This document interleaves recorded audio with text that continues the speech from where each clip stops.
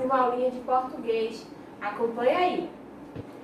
Hoje a gente vai trabalhar um textinho, tá certo? Então separamos um momento para a leitura. E aí vocês vão identificar esse texto, ó, lá na página 210, a página 217, seguido de atividade, certo? E aí a gente vai ver o título do texto, Os Estatutos do Homem, Ato Institucional Permanente, certo? É um poema bastante interessante que foi escrito por Tiago de Mello. E aí a gente vê uma palavra bem diferente, né? Que é o estatuto. E o que significa isso? É um conjunto de regras de organização e funcionamento de instituição, órgão ou estabelecimento. Temos o exemplo, o ECA, certo? Que é o Estatuto da Criança e do Adolescente.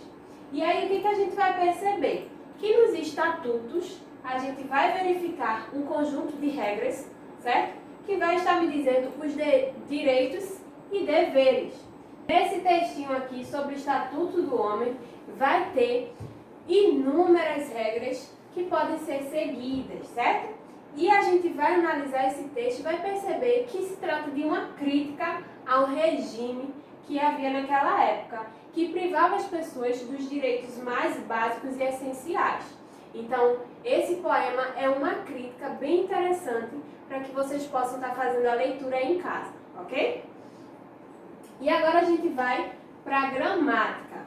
Vocês vão encontrar no livro de vocês, lá da página 218 a 223, os pronomes, certo? E aí a gente traz a definição de pronomes. E o que é isso?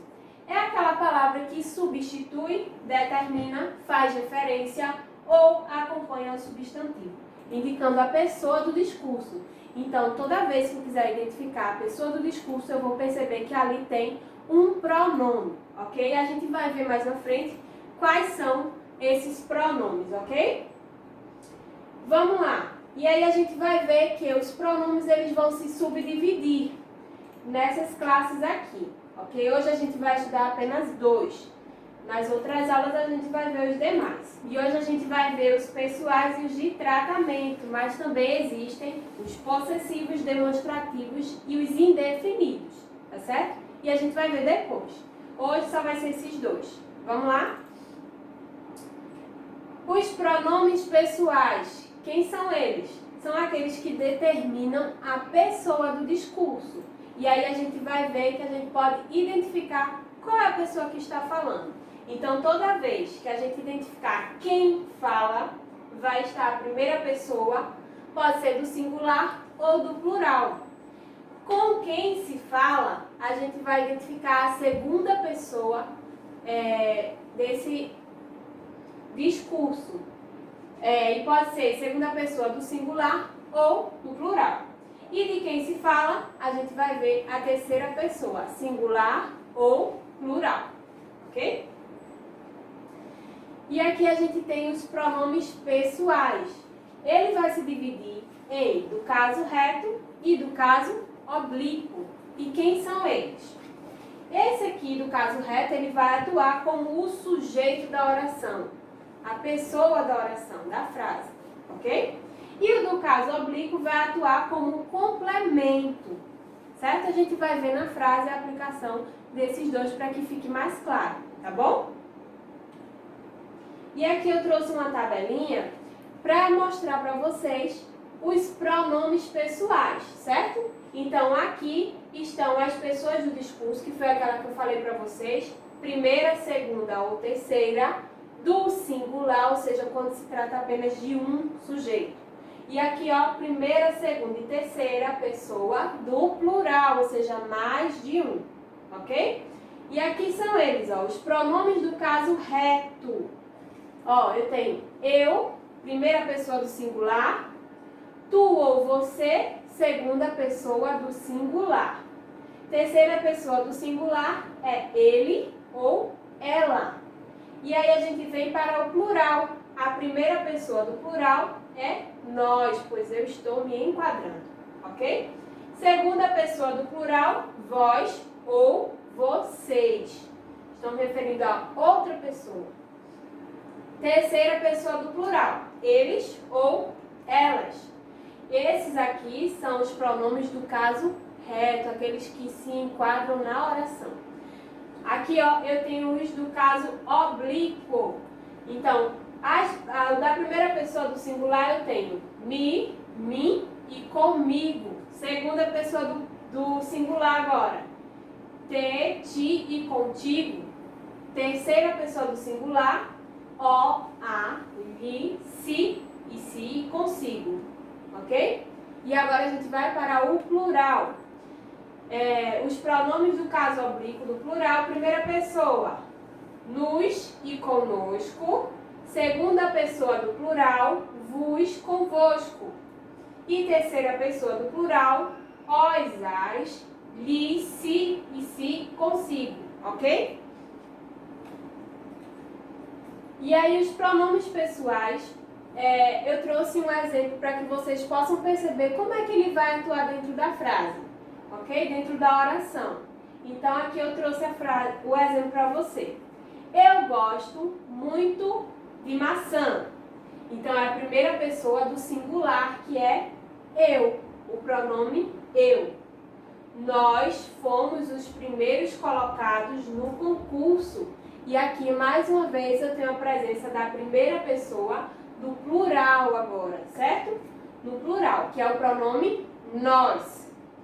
E aí a gente vê os pronomes pessoais do caso reto e os pronomes pessoais do caso oblíquo, certo? Do caso reto, eu gosto muito da Ana.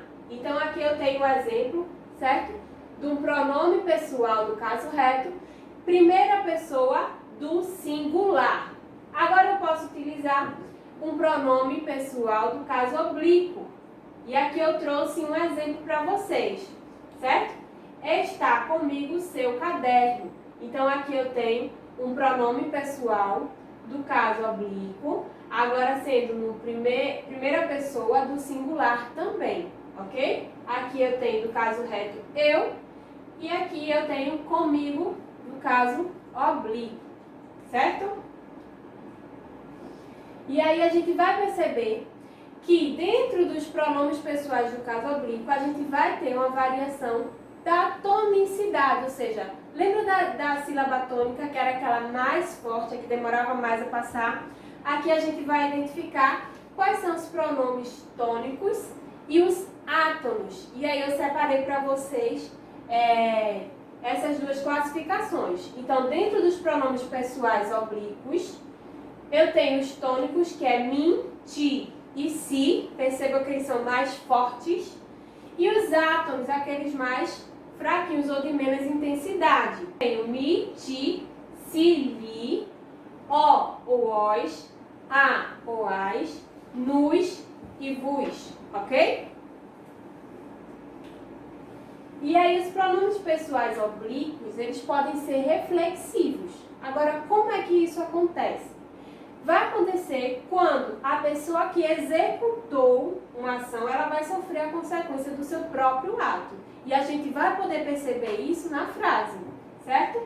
Com exceção apenas de o e os, a e as, li e lis, ok? Esses aí não se enquadram nos pronomes oblíquos reflexivos. E aqui, ó, eu tenho um exemplo para que vocês possam identificar e perceber como é que eles atuam. Penteou-se e saiu. Então, eu tenho aqui, ó, a presença do si, que é um pronome pessoal oblíquo, certo? Então, penteou-se, ela se penteou, certo? Então, ela está fazendo a ação e também está sofrendo a ação. Então, aí eu percebo um pronome pessoal oblíquo reflexivo. Ok? Levantou-se, vestiu-se e correu para pegar o ônibus. Então, eu tenho duas ações aqui e nessas duas ações eu percebo que existe um pronome reflexivo, ou seja, vai estar efetuando a ação e vai estar sofrendo a consequência dessa ação. Então, levantou-se. A pessoa que se levantou sofre a ação, porque foi ela que levantou-se. E vestiu-se. Também sofre a ação, pois a pessoa está executando a ação e está sofrendo a ação ao mesmo tempo.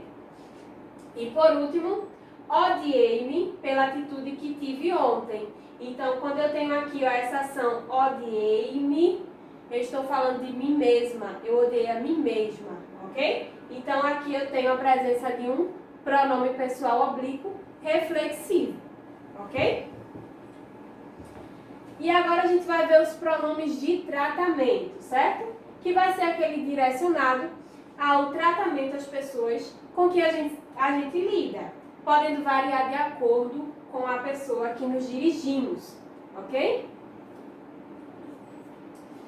Aqui eu trouxe uma tabelinha onde a gente vai ter os pronomes de tratamento, vamos ter as abreviações e vamos ter onde iremos empregar, certo? Então eu tenho aqui o pronome de tratamento você, a abreviação V ou VV. Então como é que eu vou usar esse pronome de tratamento? É o único pronome de tratamento utilizado em situações informais, certo? Senhor, senhores, senhora ou senhoras. Então aqui eu tenho a abreviação dessas palavras, certo? E eu vou usar esse pronome de tratamento toda vez que eu estiver usando um tratamento formal e respeitoso, usado para pessoas mais velhas. Então toda vez que a gente vai falar com uma pessoa mais velha, vamos nos referir a alguém mais velho, utilizamos sempre senhor, senhora, senhores ou senhoras. Não é isso? E aí a gente vem para um outro pronome de tratamento, que é o Vossa Excelência. E aqui eu tenho a abreviação. E onde é que ele é usado?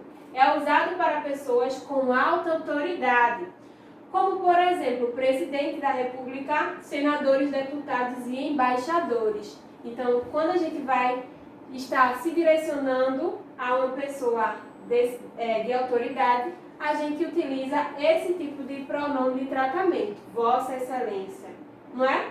E a gente vai ver mais alguns. Aqui mais uma vez, os pronomes de tratamento, as abreviações e onde devemos empregar. Então, Vossa Magnificência, a gente tem aqui a abreviação e esse a gente vai usar para reitores das universidades, tá bom? Vossa Senhoria vai ser empregado nas correspondências e textos escritos. Então, eu posso usar Vossa Senhoria toda vez que eu vou fazer alguma correspondência, tá bom? Vossa Majestade, claro, né? Vai ser usado com reis e rainhas. Vossa Alteza, a gente tem aqui a abreviação e vai ser utilizado para príncipes, princesas e duques, tá bom? Vossa Santidade, já sugere, né? A gente vai usar quando se referimos ao Papa. Vossa Eminência, temos aqui a abreviação e vai ser usado para cardeais, ok?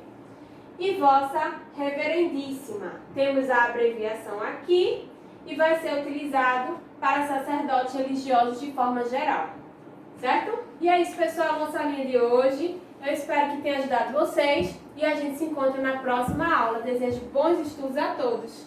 Tchau, tchau!